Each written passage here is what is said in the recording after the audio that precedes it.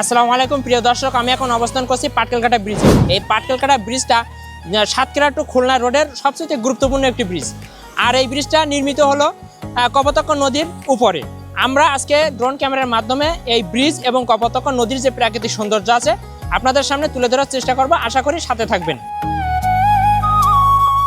কপোতাক্ষ নদীর বুকে মাথা উঁচু করে দাঁড়িয়ে আছে পাটকেলঘাটা ব্রিজ, যা শুধু সাতক্ষীরা থেকে খুলনা যাতায়াতের একটি গুরুত্বপূর্ণ সেতু নয়, বরং দুই পাড়ে মানুষের জীবনের সঙ্গে গভীরভাবে জড়িয়ে থাকা এক শক্তিশালী সেতুবন্ধন।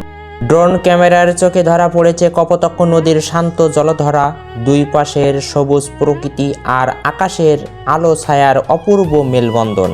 এই নদী বাংলা সাহিত্যের মহাকবি মাইকেল মধুসূদন দত্তের স্মৃতি বিজড়িত, যার কবিতায় কপোতাক্ষ হয়ে উঠেছে নস্টালজিয়া, বেদনা ও আত্মপরিচয়ের প্রতীক।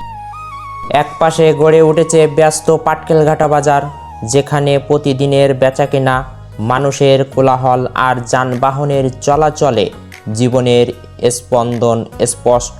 এই ব্রিজের মাধ্যমে দুই পাড়ের মানুষের মাঝে গড়ে উঠেছে অর্থনৈতিক যোগাযোগ, শিক্ষা বিস্তার, সাংস্কৃতিক ও ধর্মীয় সম্পর্কের এক দৃঢ় বন্ধন। শিক্ষার্থী, ব্যবসায়ী, শ্রমজীবী থেকে শুরু করে ধর্মীয় অনুষ্ঠানে অংশগ্রহণকারী মানুষ সবার জন্যই এই ব্রিজ এক অপরিহার্য মাধ্যম। বিকেলের সোনালি সূর্যের আলো যখন নদীর জলে পড়ে, তখন ব্রিজ, নদী আর মানুষের চলাচল মিলিয়ে তৈরি হয় প্রকৃতি, ইতিহাস ও মানব জীবনের এক অসাধারণ দৃশ্যপট।